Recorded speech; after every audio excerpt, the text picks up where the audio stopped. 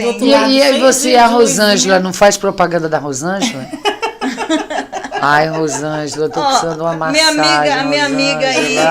Fisioterapeuta.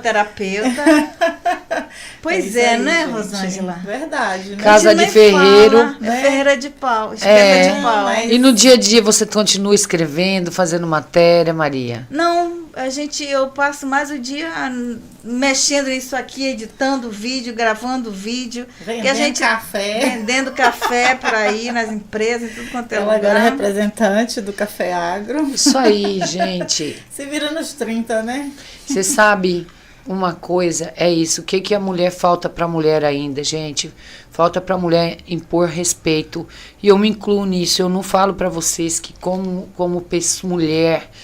mulher, dona de casa, mãe de família, né, companheira de alguém, eu aceitei desrespeitos muitas vezes.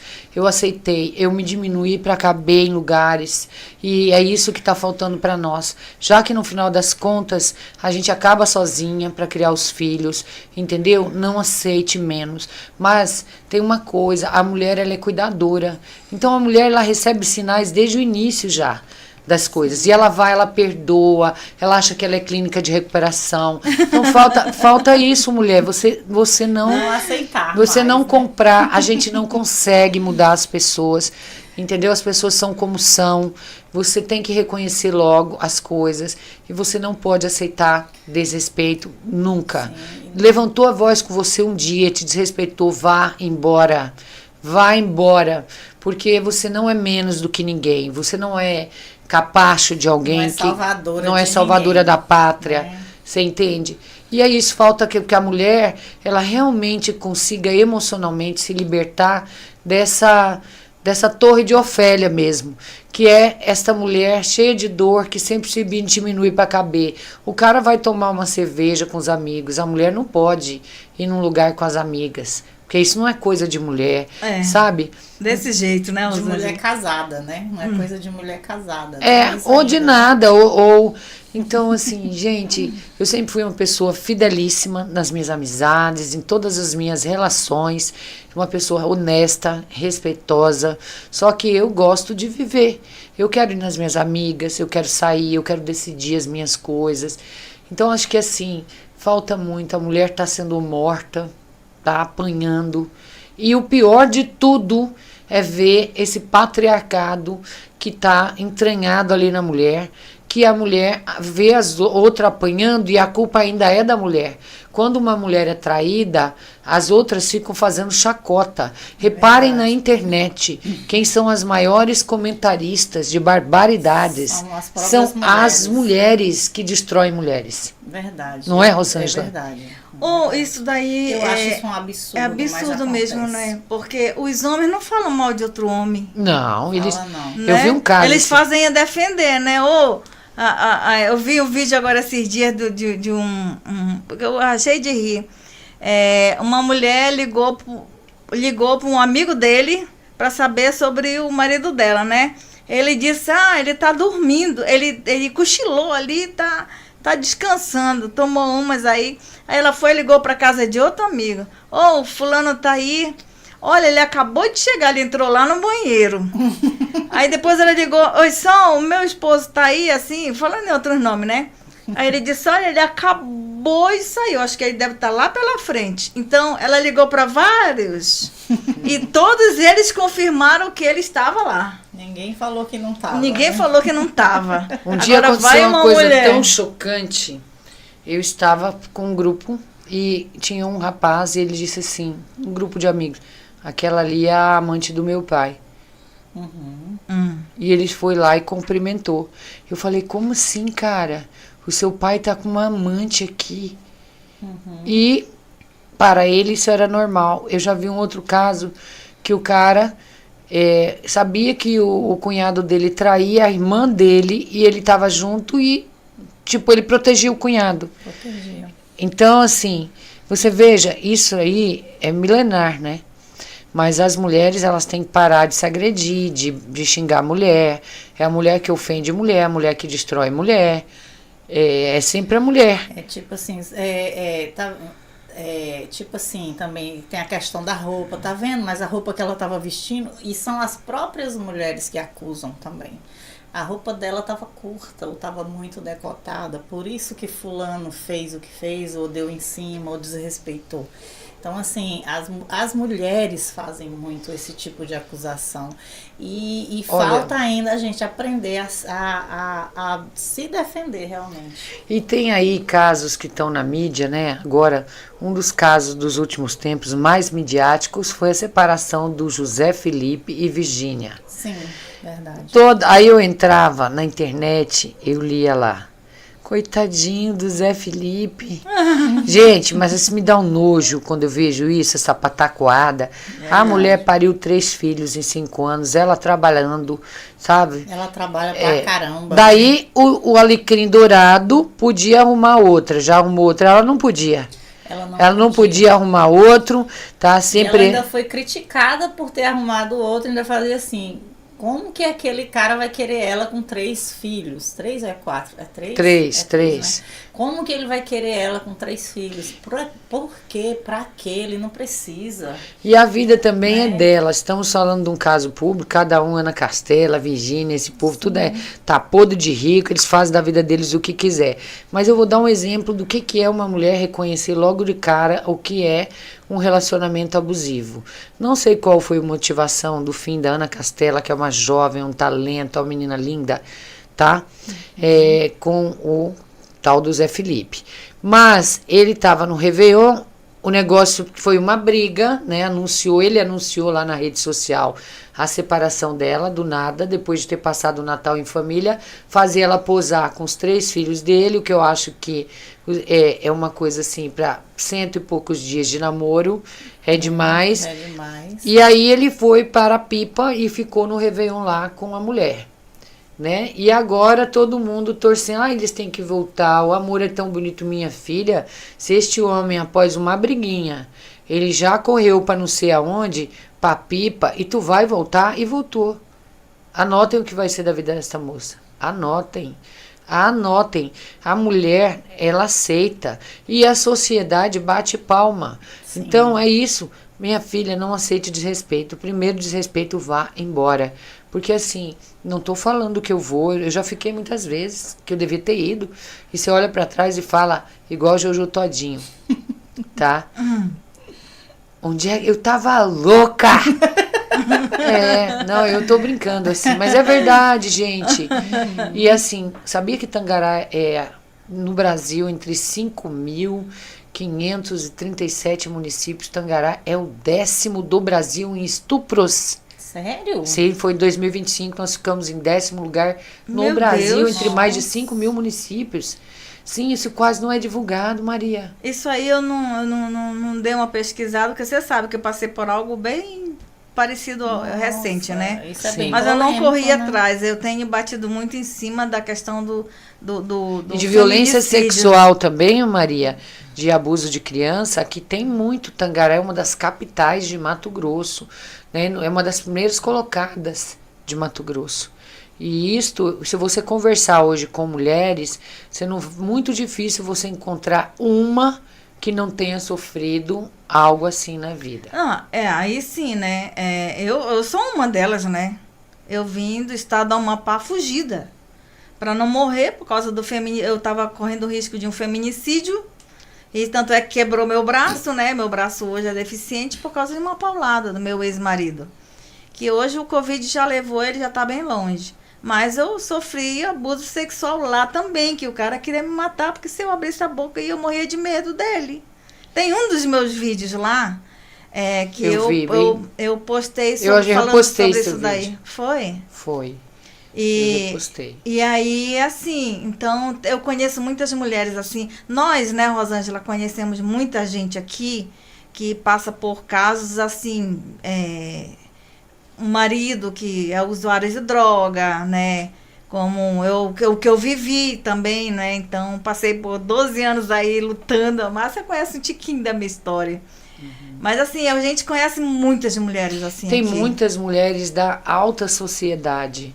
Outro dia eu fiquei sabendo de um caso de uma pessoa linda, que o marido tinha quebrado o celular dela, que o marido recebia o salário dela. Eu não acreditei, porque eu jamais ia imaginar uma coisa daquela pessoa. Tem muita gente assim que às vezes, quando a gente faz os nossos encontros, nós vamos ter um agora em fevereiro, né? Só que é sobre violência doméstica. E tem o de abril, que todos os anos a gente faz, que é sobre a depressão. Inclusive, quando a gente for fazer, aí você dá uma oportunidade para nós para divulgar lá. Claro, na hora. Eu sempre estou aberta. Todos os anos a gente faz. Então, tem mulheres que vão e sentam ali, que você olha, pensa, não, tá tudo bem na vida dela, pensa que é só mais uma que tá ali para conhecer. Não, ela já vive aquilo. Outro dia eu fui chamada para dar uma palestra para um grupo de mulheres empreendedoras. Foi a palestra mais chocante na minha vida. Eu nem vou repetir aqui tudo o que eu falei, porque eu contei a minha vida. Eu sentei numa cadeira e eu sei que muitas esperavam que eu fosse lá, porque eu sei que eu vendo bem. Graças a Deus, eu amo o que eu faço. E elas queriam uma estratégia. Eu sou formada em comunicação e marketing e também em publicidade e propaganda. E eu fiz 2 graduações, tenho um MBA e tenho uma pós em neuromarketing. E essa pós em neuromarketing, ela mudou a minha vida. Depois eu vou explicar. Então, quando eu fui lá, como eu sou conhecida como uma pessoa que vende muito, e elas eram mulheres de negócios, elas esperavam que eu fosse levar para elas uma estratégia de como elas iam posicionar o produto nelas no mercado. Mas isso é muito particular de cada produto. Para vender café, vender carro, vender... tem que ter uma estratégia para cada negócio, porque tem um público para cada negócio. Aí eu olhei na correria, eu pensei um monte de coisas que eu podia falar, mas quando eu cheguei lá e olhei para aquelas mulheres aflitas, e eu conheço alguma delas, assim, me deu um insight.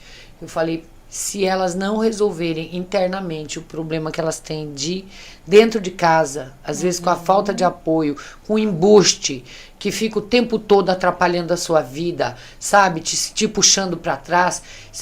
Ou não resolver o problema de autoestima com elas, dos abusos, das violências que elas sofreram na infância, sabe? Essa coisa que vai te diminuindo, te deixando uma pessoa que vive com uma hipervigilância traumática, crônica, sempre pensando que algo vai te acontecer e te torna pequena, elas não vão conseguir colocar o negócio delas para andar. Então eu resolvi falar da minha experiência pessoal de vida. E aí eu pedi que eu queria uma cadeira no palco e eu sentei para dizer, olha, eu não sou maior que vocês. Eu também sou como vocês, só que eu peguei a minha dor e eu entendi que ser vítima não funciona. Gente, não funciona, tá? De vez em quando eu entro nesse looping de vítima, sabe? Ou de contar, a pessoa pergunta e você vai contar o que aconteceu, sabe? Mas a minha filha falou essa semana, a mais velha, falou assim, olha, fica contando sua vida, não, ninguém quer saber, sabe? Mas eu era dura com elas e eu falava, não sangre em tanque de tubarões. Só que às vezes também, gente, eu não tô falando da minha vida, eu tô falando de coisas que eu vi ao longo da minha vida. Nem tudo é sobre mim. Sim. Então, por isso até que dos Instagrams, que cada um fala de uma coisa, das minhas contas. O Dona Onça é zoeira, porque se eu postasse os vídeos que eu posto no Dona Onça Pantaneira, no meu, logo alguém vem no meu. Eu acho uma coisa engraçada, uma coisa útil a alguém, e eu posto. Já, que foi que aconteceu, amiga? Então eu fiz a Dona Onça. Quem sabe, sabe. Quem não sabe, e nem sempre é recado. O que você vê lá não é para fazer sobre mim, mas é sobre alguém que está lá, que vai ver, que se sente, cara, essa sou eu. E aí, gente, eu ensinei uma coisa que eu aprendi em neurobiologia, quando era uma das matérias da minha pós-graduação, que ensina o seu funcionamento cerebral. E eu aprendi um exercício que era de reprogramação mental. Então você identifica o que são seus problemas, o que é o pior. Eu tenho vários. Eu passava assim na frente de uma casa bonita, essas mansões, e eu pensava assim, mesmo algum tempo atrás, eu pensava assim, nossa, eu nunca vou ter uma. E eu não reconhecia as coisas que eu tinha conquistado já até aqui. Eu sempre me sentia fraca, pequena, e era uma casca assim, ser forte, sabe? Sim. Porque eu não podia chorar. Porque ser vítima eu aprendi que não funciona. Sim. Você pega a sua dor, entendeu? Ou você conta para alguém, para ajudar alguém, mas você pega ela e vai, põe numa caixa, ou se desfaz dela, joga no lixo, vai trabalhar isso mentalmente, vai fazer terapia e segue, porque ninguém liga. Ninguém liga. Ninguém liga. As pessoas querem saber da fofoca, entende? E ligam para usar contra você. exatamente, você conta um negócio aqui, nossa, conta a decepção de você contar algo com a maior dor do mundo para alguém que você achava que era teu amigo. 2 dias depois a cidade inteira tá sabendo. Tá usando contra você. Tá? E as pessoas ainda rindo. Então é isso. Conta para Deus, conta para terapia, certo? Ou transforma isso. Porque em cada dor tem um aprendizado. Vencedor, vencedor. Presta atenção nessa palavra, ó. Vencedor. Vencedor vence A dor. E aí não é fácil não, tem dia que eu tenho dor, tem dia que eu tenho vontade de ficar num quarto escuro, mas eu não posso. Então eu fico lá, faço um exercício de respiração, cheiro a florzinha, assopro a velhinha. Faço lá, levanto, tomo um banho, se maquie, menina, você pode estar um lixo. A hora que você se maquia, o teu cérebro pensa que já que você está melhor. E se desafie, vai, porque não tem outra alternativa, tá? Até a própria natureza, quando um animal ele tem filhotes, se tem filhotes doentes, os mais fraquinhos, eles alimentam os mais fortes. Eu sei que o mundo quis fazer diferente, porque eu também, eu cuido das pessoas mais frágeis, mas assim, isto já é uma evolução, porque a lei natural da vida, ela é cruel, o primitivismo, ele vai lá e vai ajudar os que têm mais condição de sobreviver, e os outros eles vão descartar e vão largar para morrer, você entendeu? Então é isso, cara, viver aqui não é bolinho não, tem dor também. Tem um preço, né? Tem um preço. Tem um preço.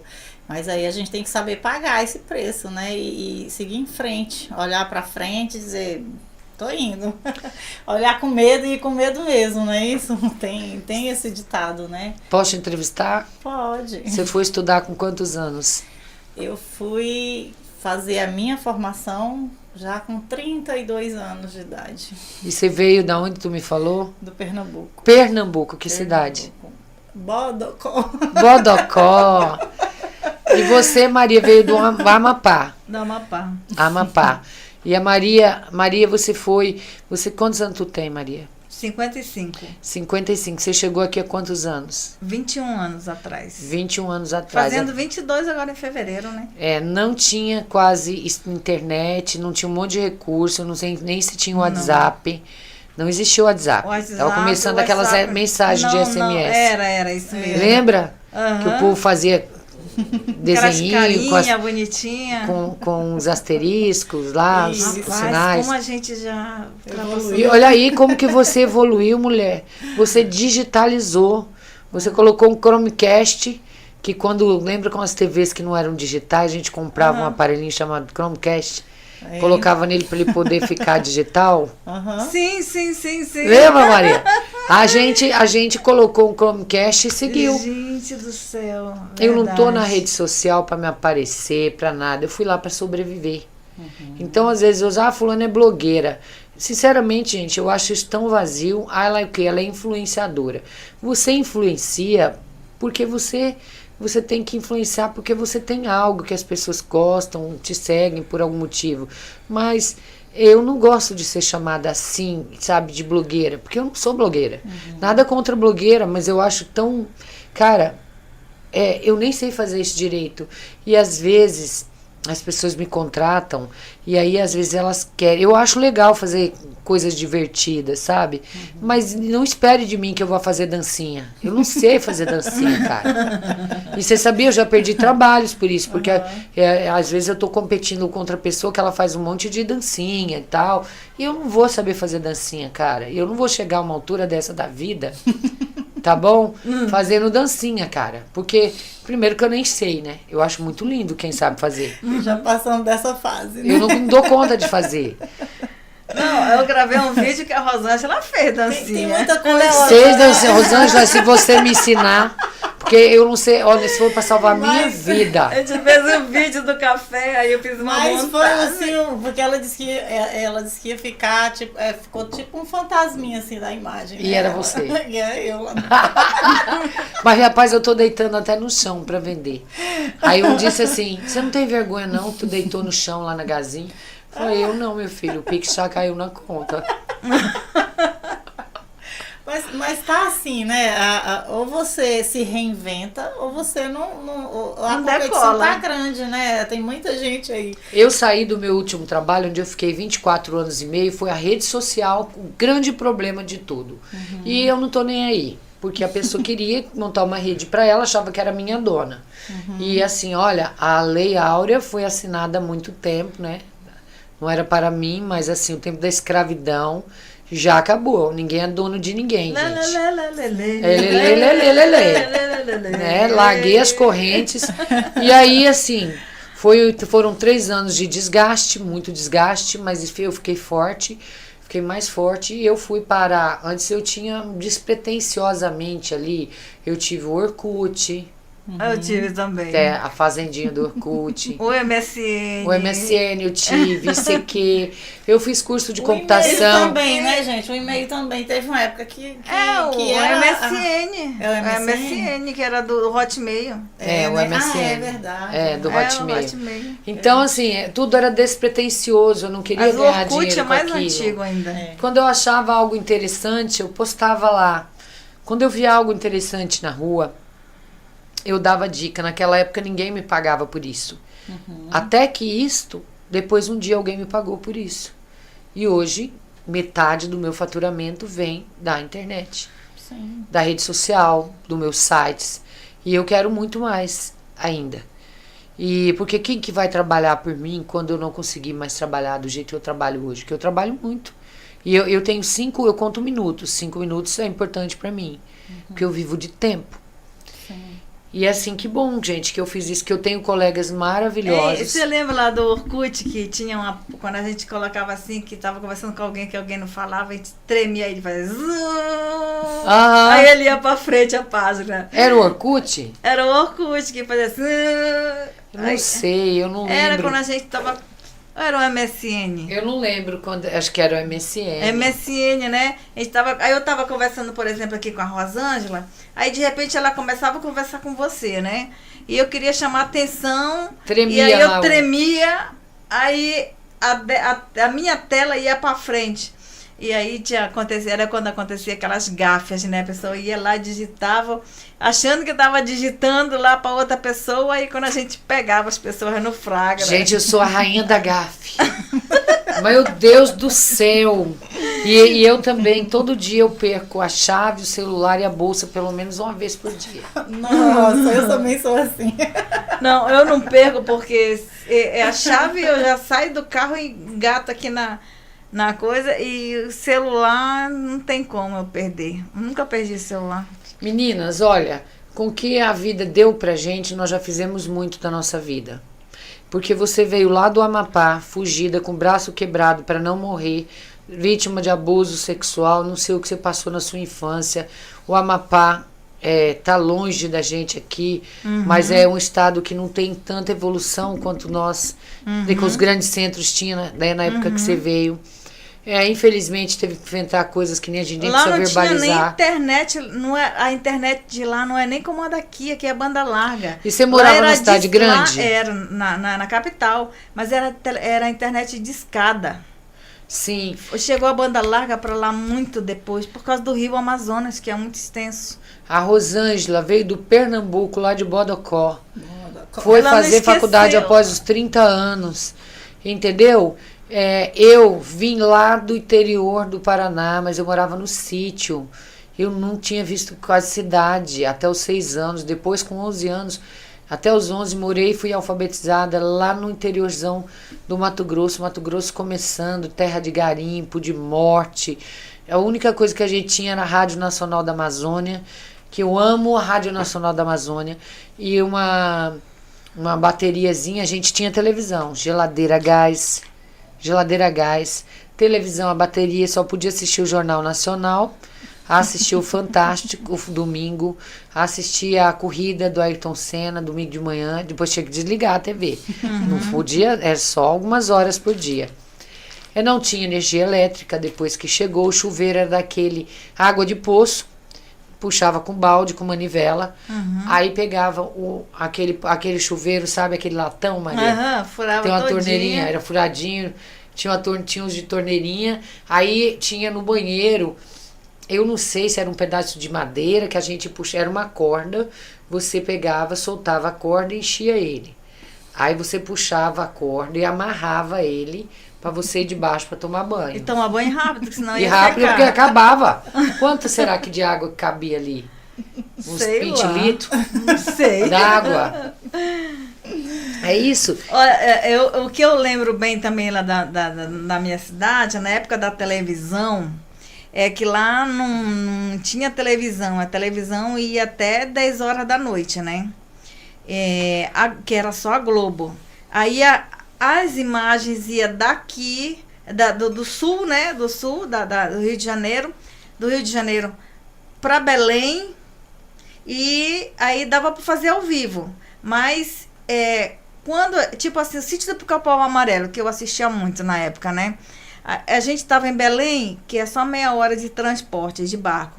Então eu estava em Belém, e quando a gente ia lá para Macapá, já no Amapá, aí eu ia assistir uma semana depois o Sítio do Pica-Pau Amarelo, que eu assisti lá em Belém. Ah, é? Chegava atrasado. Ah, E era naquele. E Era aqueles rolo. Não sei se você chegou a ver, daqueles rolo. Não era nem a fita cassete que chegou depois, né? Era aqueles rolos grandes.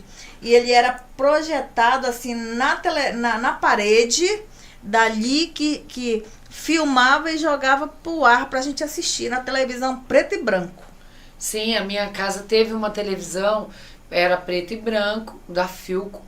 Ela era azul, parecendo aquela do Jetsons. Eu acho que a do da desenho. nossa assim, não era Philco, era Philips. Uma E das depois duas. teve uma outra quadrada, que aí o colorido dela era uma tela com umas listas coloridas. Tu lembra, Isso, Maria? Que põe na a frente? gente colocava na frente e encaixava assim, E a né? antena era um bambu Pra lá dizer que fora. era televisão colorida. Você, quando chiava, você tinha que ficar lá no bambu, punha um bombril na ponta assim da antena e ficava alguém gritando, gira pra direita, gira pra esquerda, no bambu. Você viveu isso, Rosângela? Eu lembro um pouco, assim, mas tipo, a tela era uma tela separada que tinha que comprar, eu lembro, né? aí E encaixava colocava na assim, frente na da frente. televisão, né? Pra dar a intenção que era televisão E colorida. se né? reunia todo mundo, na minha época, a gente se reunia todo mundo naquela casa que tinha televisão. E aí ia todo Então, mundo assistir. E lá a minha mãe sempre foi bem de vida, que a minha mãe era professora. E aí o povo agorizado da rua ia tudo lá pra frente de casa mesmo pra assistir. Era Ia na lá minha pra casa. sala. Tipo cinema, né? No sítio, então na fazenda. Fazenda, meu avô tinha uma fazenda muito grande. E aí, a minha mãe, ela morava nesta casa e os irmãos todos, ela casou, foram morar com ela. Aí, a gente tinha TV, quando tinha jogo, vinham os vizinhos tudo para assistir, filha. E eu já estreiei logo, fazendo propaganda. Eu acho que eu devia ter uns 4 anos de idade.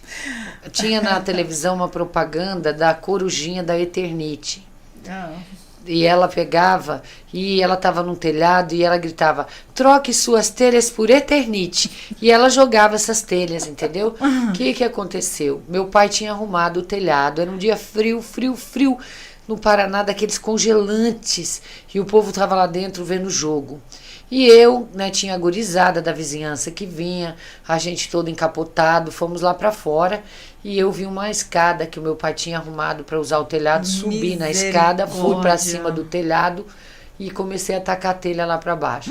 E gritava, troque suas telhas por Eu não Eternite. acredito não, Charlene. Eu juro, Charlene. Charlene, acredite, Charlene. Eu não acredito não, Charlene. Charlene, meu pai veio lá.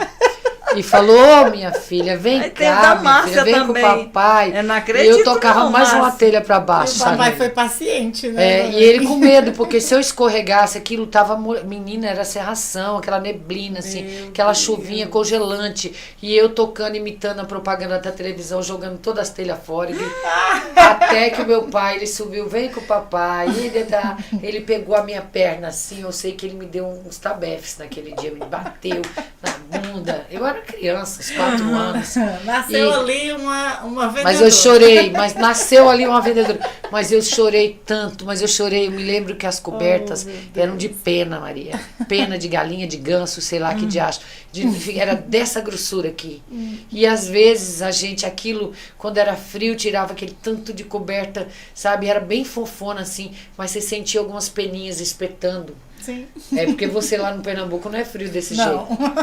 E eu fiquei chorando de soluçar, que meu pai tinha acabado com a minha performance. Charlene, não aguento, Charlene. Não Eu teve não acredito, reconhecimento. não, Não tive Charlene. reconhecimento, Charlene. Não teve reconhecimento. Mas falando da época aí também, eu achava legal também que a minha avó e tia, né? Ela tinha, a mãe não tinha não, mas a minha avó... Não, acho que a mãe tinha. Colchão, que ele era cheio de mato. Era mato mesmo que tinha dentro do colchão, não era espuma. Sim, eu já Era vi desse era mato no colchão. E na casa da minha avó, o colchão dela era esse aí, de mato. Eu sempre gostei muito de povo, de gente. Charlene, eu andava pra cima e pra baixo. Olha, pra cima e pra baixo. Pegou o Charlene. Mas eu andava. Gente, olha, nós corremos tanto perigo. Os meninos de hoje não fazem nada. As minhas pernas são cheias de cicatriz. Eu era o cão. E eu gostava de ajudar as pessoas. Meu Deus, eu tenho tanta história. Eu sabia que alguém estava grávida no lugar. E era fuxiqueira também, né? Aí já queria saber da história. Eu ia lá, mas aí eu ia saber que a pessoa estava precisando. Eu já fazia campanha. Eu me lembro que uma vez uma mulher tinha um bebê lá na Terra Nova do Norte ainda.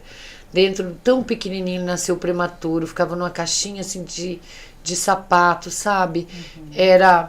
Era tão, assim, chocante aquele bebezinho. Na nossa época era comum a gente ver esse tipo de cena, né? Sim, porque eu só tinha posto da Sucam, onde eu morava, e demorou para chegar ao hospital. Chegou a Fundação CESP, mas era tudo na dura, no Lá em chá. Macapá tinha o posto da Sucam também. Eu tinha um primo que trabalhava. Primo e irmão, né, ao mesmo tempo. Tinha malária, Tinha muita malária lá. eram uns discos voadores de isopor, assim, os comprimidos de quinino. Mas eu nunca peguei malária. Graças a Lá gente tinha, morava nunca na peguei, cidade. mas lá tinha muita malária. Sempre teve. Eu gostava das Ela é pessoas. cidade pequena, menor que Tangará, quando começou. Apesar, gente, de saber Hoje que... está com 600 mil habitantes. Nossa, é muita gente. Eu não sei nem quando Terra Nova era uma vila. E eu não fui morar na cidade de Terra Nova, eu fui morar no distrito, longe ainda. Sede Velha, eles chamavam. Minha filha, e o dia que nós fomos pra zona, pra boate Saramandaia. Eu e a minha irmã. Escute. Meu pai tinha um amigo que depois ainda deu um calote nele, o bom caminhão dele. Mas ele ia sempre em casa com uma mulher, no restaurante, na churrascaria que a gente tinha, que do nada a gente teve que virar comerciante. E a gente ouvia, né, o Suchico, fulana, sabia que a fulana é... Quando a gente ia, às vezes, pra Sinop, eu passava pela Saramandaia, que era a boate, chamava Saramandaia, a zona mesmo, ZBM, zona do Baixo Meretrício, que a gente passava assim, saindo da cidade, era tudo estrada de terra, né?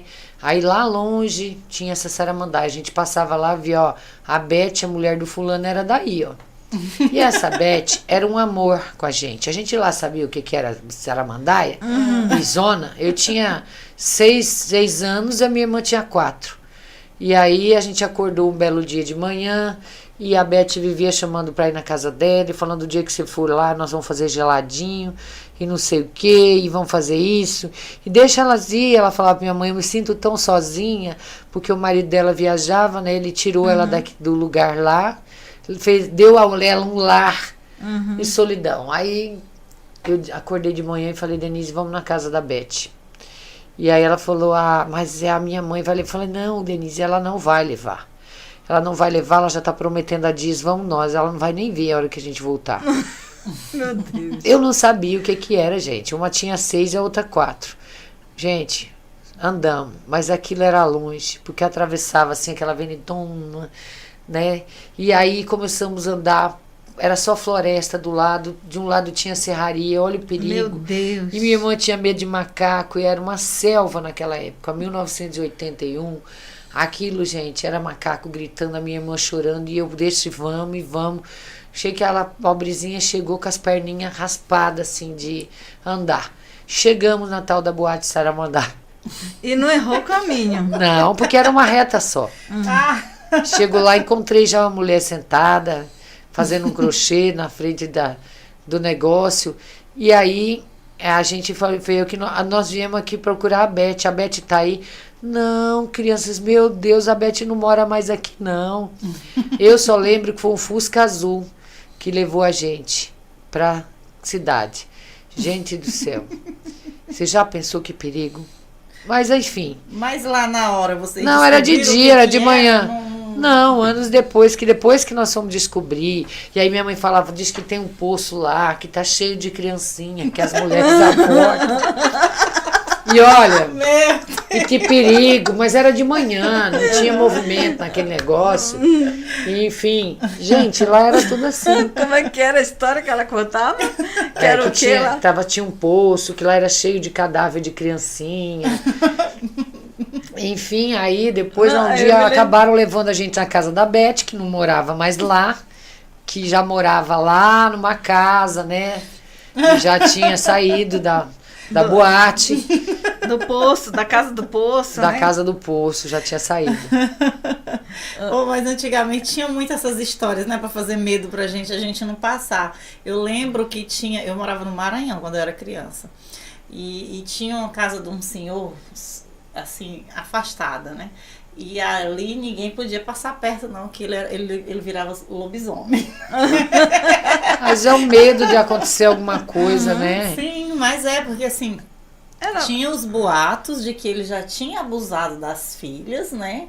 Então tinha toda aquela questão. E aí, pra gente não se aproximar, então eles inventavam essas conversas, né? Que ele virava lobisomem porque ele já tinha mexido com as filhas. E aí vai inventando uma história em cima da Era outra. você que estava aqui, que estava falando o nome do saco?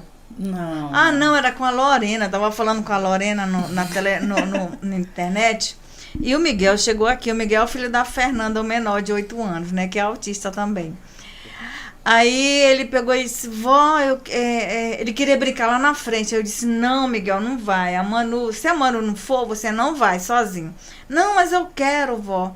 Aí eu disse, não, pode passar alguém aí, um homem.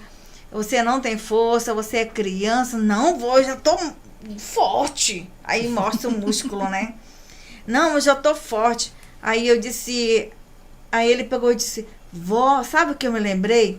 Tem um homem do saco, né? Que passa com o saco. Aí a Lorena aí disse... É, isso mesmo, tem um homem do saco. Que ele passa, ele pega a criança, coloca no saco e leva pro meio do mato e larga lá no meio do mato, aí vem onça, vem bicho e pega. Aí eu comecei a falar um monte de coisa, aí ficou assim, não quero mais não. Mas, gente, eu já aprontei tanto na vida. Quando eu era mas criança, quando eu era jovem, adolescente, tinha a mulher do banheiro, né? Como é que Loura do banheiro. A loura do banheiro. Loura do banheiro apareceu aqui também? É Uma vez nacional, né? Essa fantasia da loura Eu tenho do um banheiro, amigo, não vou revelar o nome, que trabalhou na imprensa, que ele criava alguns factoides assim, e o povo acreditava, entendeu? E dava aquela audiência. Eu nunca consegui trabalhar nessa linha, entendeu? Talvez de fazer, sabe, sensacionalismo. Agora, por exemplo, eles acharam um passaporte da Elisa Samúdio, que o Murilo Bruno assassinou. Estão mexendo com a dor da mãe dela, cara. Verdade, No filho dela. O passaporte é de 2007, a mulher morreu em 2010. Sim. Sabe? A mulher morreu, teve aqui no Brasil, foi julgado, tá tudo como foi condenado. Não tem base uma história dessa, vocês entendem? A entrada que ela entrou em Portugal foi em 2007, a mulher morreu em 2010, estava aqui no Brasil, todo mundo viu a mulher, ela teve um filho, e eles fazem esses factoides para causar, para gerar engajamento, e o povo vai lá embaixo e comenta umas coisas absurdas. E assim, E agora com a internet o trem só aumenta mais. só aumenta, né? inventam, Umas fake news, né? As matam fake as news. pessoas. Gente, destroem. Eu falo assim, você tá querendo fazer sucesso? Então vai primeiro fazer uma terapia. Porque você vai ter que aguentar com as pessoas dizendo coisas horríveis sobre você. Às vezes eu penso assim, que bom que eu moro em Tangará, tá bom assim pra mim. Porque as pessoas aqui, elas são muito boas pra mim. Entende? E quando aparece um engraçadinho, que ele faz algum desaforo, eu trucido.